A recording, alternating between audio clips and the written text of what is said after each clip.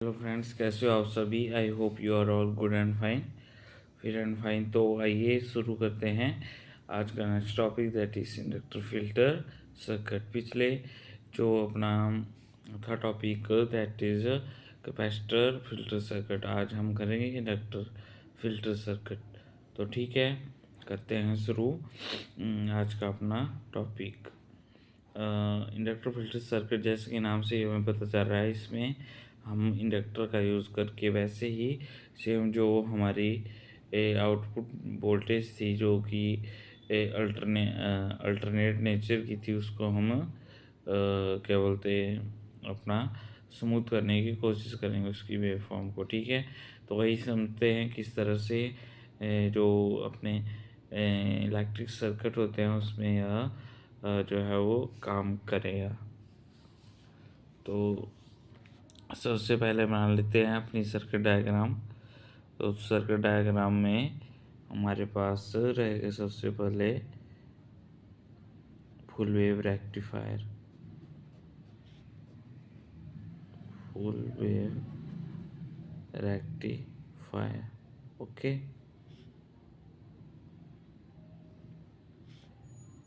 Full wave rectifier, इससे पहले अपना जो भी है एसी सप्लाई, ठीक है, एसी सप्लाई।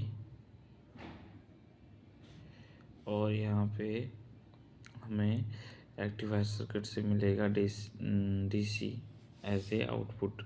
और जो डीसी होगा दैट इज नॉट प्योर, तो उस चीज़ को कम करने के लिए हम आगे सर्किट में जोड़ेंगे इंडक्टर। इंडक्टर मीन्स कॉइल, और जहाँ भी कॉइल की बात आती है वहाँ पे उसका जो है वो इंडक्टिव रिएक्टेंस होता है, that is x L. X L से हम डिनोट करते हैं जो अपना इंडक्टर होता है उसकी इंडक्टिव रिएक्टेंस को। और कैपेसिटर के केस में होती है कैपेसिटिव रिएक्टेंस, ठीक है। और अपने जो सिंपली रजिस्टर होते हैं उनमें होती है रेजिस्टेंस, ठीक है।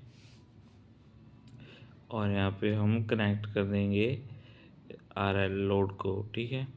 और इसके अक्रॉस हम जो हमारा बी आउटपुट होगा उसको हम ओपन कर लेंगे, जो कि हमारी रिक्वायरमेंट है, ओके।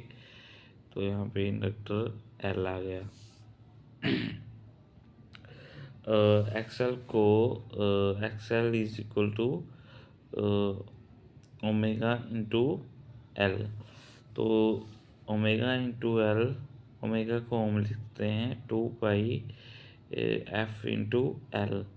और हम जानते हैं डीसी के केस में हमारे पास जो फ्रिक्वेंसी होता है दैट इज़ 0, मतलब एक्सएल इक्वल टू 0 हो जाएगा, ठीक है। This whole term will be 0। तो इस तरह से जब हमारी वेवफॉर्म बनेगी आउटपुट में, तो ये कुछ इस तरह से बनेगी। फिर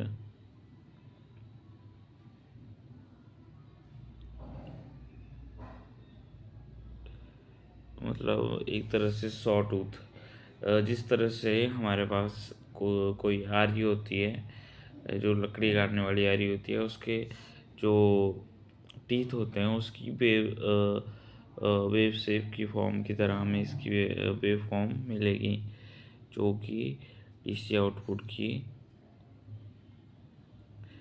डीसी आउटपुट हमें देगी यहाँ आर एल के अक्रॉस।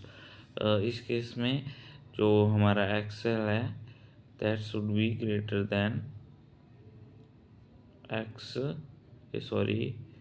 आर एल से, ठीक है। जो क्योंकि तभी तो ये अपने क्या बोलते हैं जो कैपेसिटर में सॉरी एसी सर्किट से जो भी अपना एसी करंट आएगा उसको क्या करेगी, उसमें उसको करंट को चेंज होने से रो की इंडक्टर की प्रॉपर्टी होती है। आपको पता है जब भी क्या बोलते हैं इंडक्टर में से करंट चेंज होने लगता है तो वो उस चीज़ को रोकता है और हमें जो है वो कांस्टेंट जो हमारी रिक्वायरमेंट है वही आउटपुट डीसी वोल्टेज, ठीक है, वो हमें मिलेगी वी आउटपुट। तो ये था हमारा आज का छोटा सा टॉपिक। इसमें हम नेक्स्ट जो हमारे कैपेसिटिव और इंडक्टर की हेल्प से फिल्टर सर्किट बनेंगे उसको भी समझ लेते हैं, ठीक है। और टी और पाई सर्किट को भी हम समझ लेते हैं, उनकी ब्लॉक डायग्राम को हम यहीं पे कंसीडर कर लेते हैं, ठीक है। एक बात आपने याद रखनी, जब भी इंडक्टर सर्किट फिल्टर सर्किट की बात आती है तो वहाँ पे जो हमारा इंडक्टर होगा that is connected in series with the rectifier, okay. तो यहाँ पे ये चीज़ रहेगा। अभी बात करते हैं अभी हम यहाँ पे पाई फिल्टर सर्किट की। तो पाई फिल्टर सर्किट में हमारे पास रहेगा एक इंडक्टर रहेगा और दो कैपेसिटर रहेंगे। सर्किट वही रहेगा सेम ही। मतलब हमने क्या करना है यहाँ पे, अगर हम एसी सप्लाई दें फुल वेव रेक्टिफायर को, यहाँ पे फुल वेव रेक्टिफायर को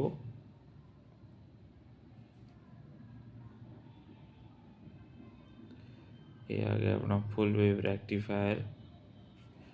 तो यहाँ पर हम दो कैपेसिटर जो है वो लगा देंगे एसी इनपुट, ठीक है। इनपुट एक कैपेसिटर हो गया C1 और यहाँ पे अपना इंडक्टर और अगेन यहाँ पे कैपेसिटर और इसके पैरेलल में अपना लोड RL जिसके क्रॉस हम पी आउटपुट जो है वो ऑब्टेन करेंगे, ओके। तो जो कैपेसिटर और इंडक्टर जो हम यहाँ पे यूज़ करेंगे उनकी वैल्यू जो है वो हाई होनी चाहिए, ठीक है। ये तो बात होगी अपनी पाई सर्किट की। और टी सर्किट में हम बेसिकली दो इंडक्टर का यूज़ करते हैं और एक कैपेसिटर का यूज़ करते हैं। सर्किट बिल्कुल वही रहेगा, सेम टू सेम। बस यहाँ पे क्या होगा मैं आपको बता देता हूँ एक बार बना के। जो अपना क्या बोलते हैं फुल वेव रेक्टिफायर होगा, रेक्टिफायर विथ एसी सप्लाई, यहाँ पर हम दो इंडक्टर यूज़ कर लेंगे, ठीक है। और यहाँ पे एक कैपेसिटर।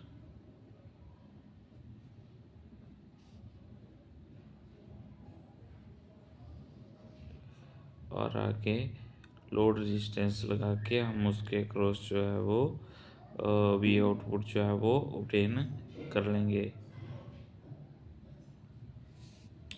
तो ये आ गई बात टी फिल्टर सर्किट की।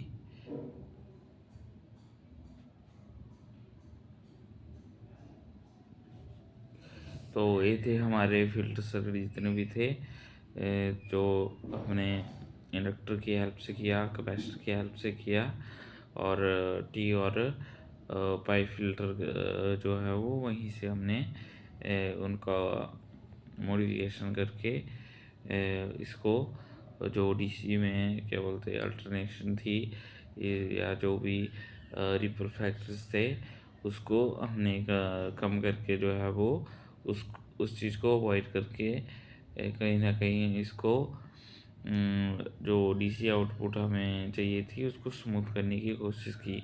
तो आई होप आपको आज का ये टॉपिक पसंद आया होगा।